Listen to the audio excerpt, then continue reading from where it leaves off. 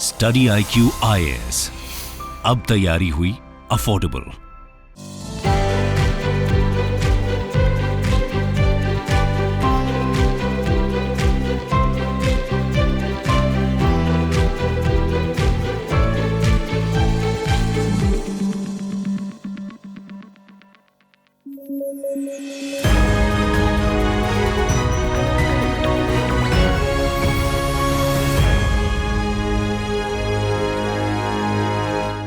नमस्कार, news at 9 programme में आपका स्वागत है। मैं हूं अमृत उपाध्याय। आइए सबसे पहले आज की हेडलाइंस पर डालते हैं नजर।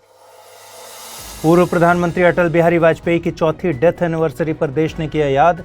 मध्य प्रदेश के ग्वालियर में हुआ था जन्म। कई उपलब्धियों के लिए जाना जाता है उनका कार्यकाल। Review of guardianship and adoption laws संसद में पेश। देश में अनाथ बच्चों के सही आंकड़ों की जरूरत। चाइल्ड एडॉप्शन रिसोर्स अथॉरिटी है एडॉप्शन के लिए मुख्य एजेंसी।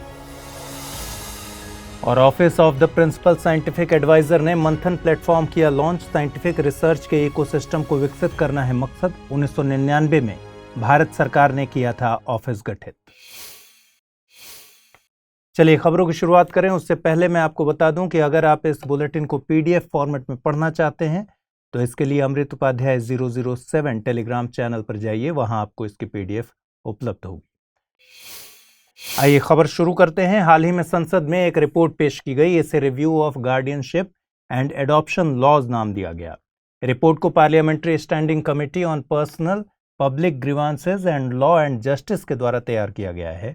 रिपोर्ट के मुताबिक एक जिले के स्तर के सर्वे की जरूरत है जिससे अनाथ बच्चों की सही संख्या पता चल सके। साथ ही इस डेटा को रेगुलर बेसिस पर अपडेट किए जाने की जरूरत है।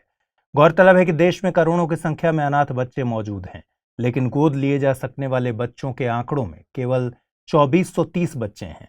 वहीं दूसरी ओर बच्चों को गोद लेने वालों की संख्या बढ़ती जा रही है।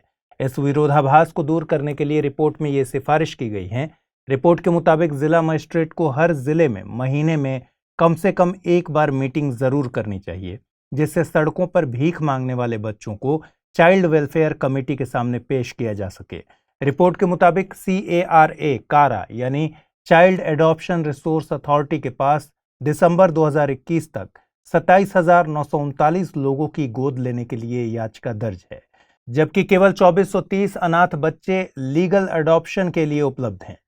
2020 की orphan report of IHH humanitarian and social research centre के मुताबिक देश में 3.1 करोड़ बच्चे अनाथ हैं।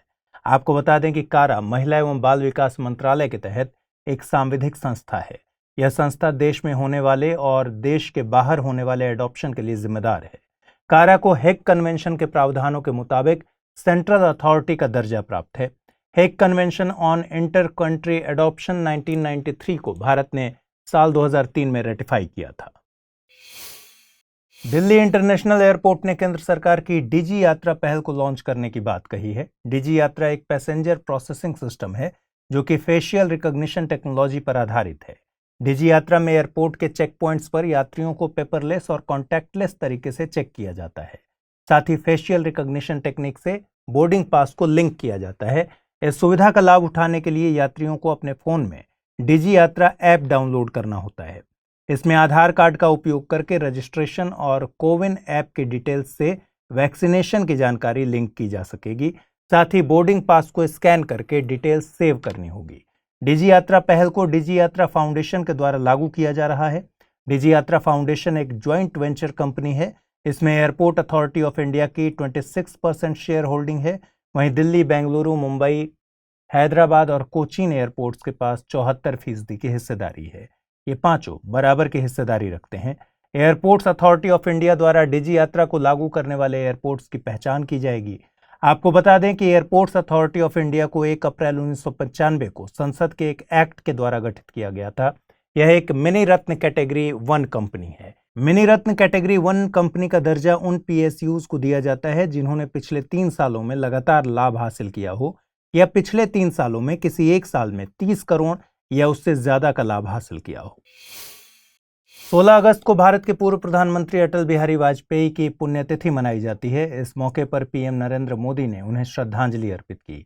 वे देश के ऐसे तीसरे प्रधानमंत्री थे जिन्होंने 3 बार प्रधानमंत्री का पद संभाला। उनका जन्म 25 दिसंबर 1924 को मध्य प्रदेश के ग्वालियर में हुआ था।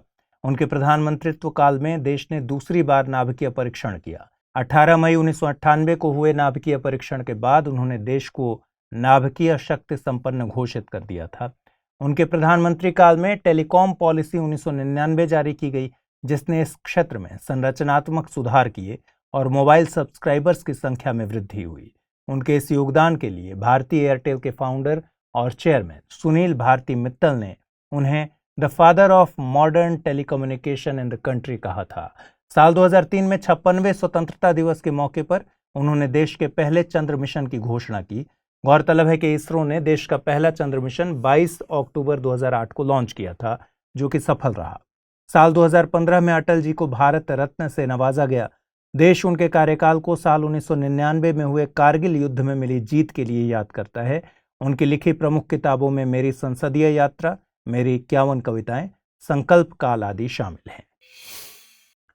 भारत सरकार के office of the principal scientific adviser ने मंथन प्लेटफॉर्म को लॉन्च किया है। मंथन प्लेटफॉर्म का मकसद उद्योग और साइंटिफिक रिसर्च के सहयोग को बढ़ावा देना है, साथ ही देश में साइंटिफिक रिसर्च के इकोसिस्टम को विकसित करना है।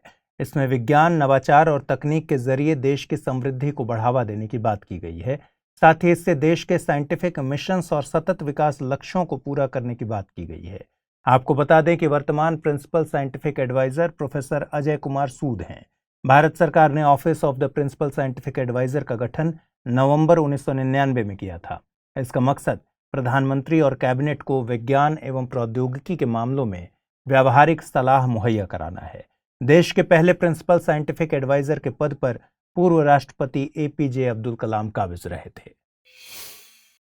आइए अब जल्दी से नोट करते हैं आज के बुलेटिन पर आधारित क्या सवाल बन रहे हैं। पहला सवाल है, निम्नलिखित कथनों पर विचार कीजिए।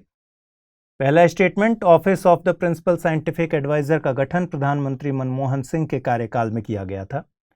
दूसरा, भारत ने पहला नाभिकीय परीक्षण प्रधानमंत्री अटल बिहारी वाजपेयी के कार्यकाल में किया था।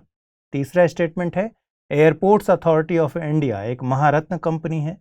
और चौथा स्टेटमेंट है, चाइल्ड एडॉप्शन रिसोर्स अथॉरिटी एक सांविधिक संस्था है। नीचे दिए गए कूटों का प्रयोग कर सही कथन चुनिए।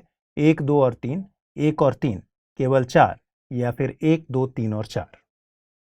अगला सवाल है, मंथन प्लेटफॉर्म किस संस्था के द्वारा लॉन्च किया गया है? ISRO, CBSE, office of the principal scientific adviser या फिर DRDO? तो इन सवालों के जवाब कमेंट बॉक्स में देना ना भूलें। आप ठीक से पढ़ाई करते रहिए। रात 9 बजे आपसे मुलाकात होती है इस कार्यक्रम में। कल फिर से मुलाकात होगी। तब तक के लिए नमस्कार।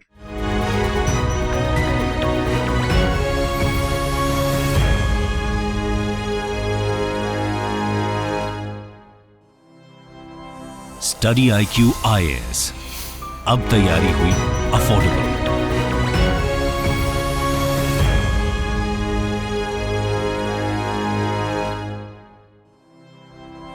स्टडी IQ IAS, अब तैयारी हुई अफोर्डेबल।